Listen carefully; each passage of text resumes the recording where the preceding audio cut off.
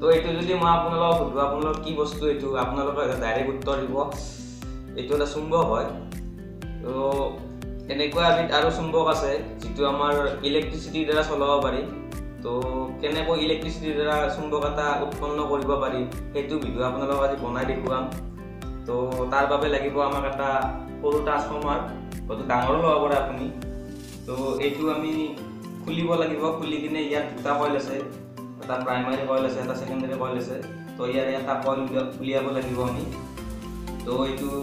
আমি এতিয়া খুলিব চেষ্টা কৰিম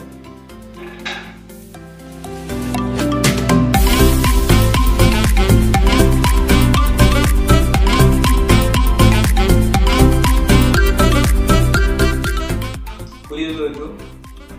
আৰু এতিয়া আমি এইখিনি খুলিব লাগিব এইখিনি খুলাই বহুত টান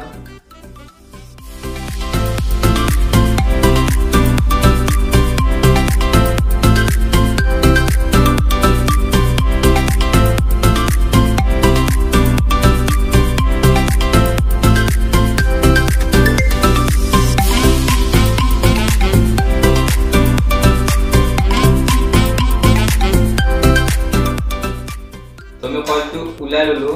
ইয়াত দুটা কইল আছিল এইটো আমাক কইল নালাগে এইটো যেহেতু সৰু কপাৰত ই আমাক ইমান এটা চাৰ্ভিচ দিব নোৱাৰিব তো এইটো আমি ৰাখি লম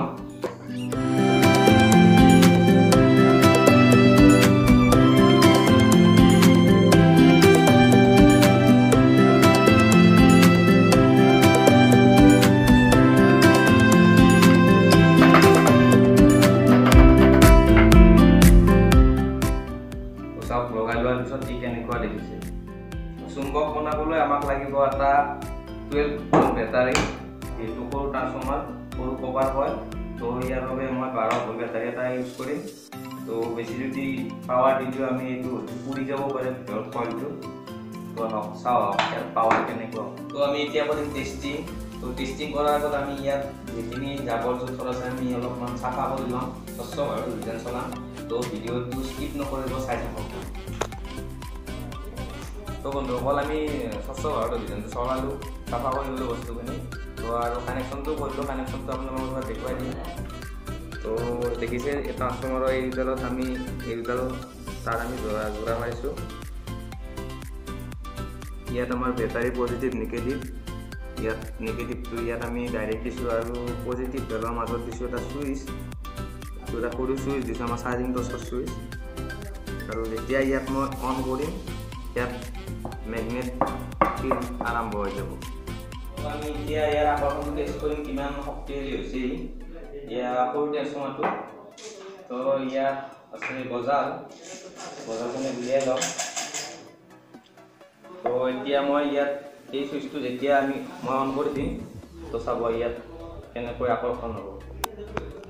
এতিয়া একো নাই মই যিহেতু সুইচটো অন কৰা নাই এতিয়া অন কৰি দিলোঁ চাওক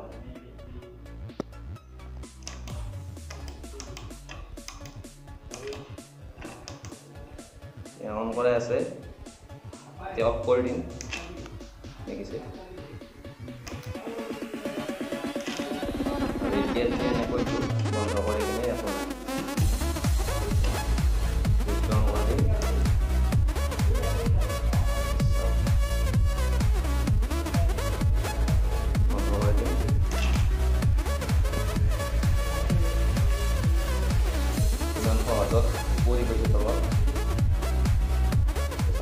আমি এতিয়া এটা বেলেগ বস্তু চাম ট্ৰাই কৰি তো এইটো দেখিছে হাতুৰি বহুত ডাঙৰ হয় ওজনো বহুত আছে ট্ৰাই কৰি চাম দাঙিব পাৰিম নে নোৱাৰে অন কৰি দিম এতিয়া লাগিব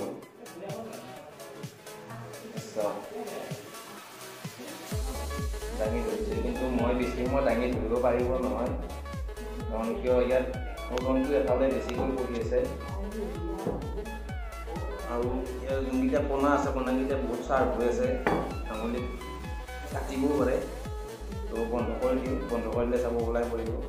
তো আমি ভিতৰত বহুত সৰু সৰু বস্তু ট্ৰাই কৰিলোঁ এই চুম্বকটোৰ ওপৰত তো এইবাৰ আমি বাহিৰলৈ ওলাই আহিছোঁ, দেখিছে কেনেকুৱা এটা পৰিৱেশ। এইবাৰ আমি ট্ৰাই কৰিম এখন চিলিং ফেনৰ এটা মটৰ লৈছোঁ, তো এইটো উঠাব পাৰে নে নোৱাৰে। ইয়াৰ ওজন মোটামুটি 4 পৰা 5 কিলোৰ ভিতৰত হ'ব। তো এইটো উঠাব পাৰে নে নোৱাৰে চাওঁ এবাৰ। ইয়াত লগাই দিলোঁ আৰু ইয়াত মই চুইচটো অন কৰি দিম।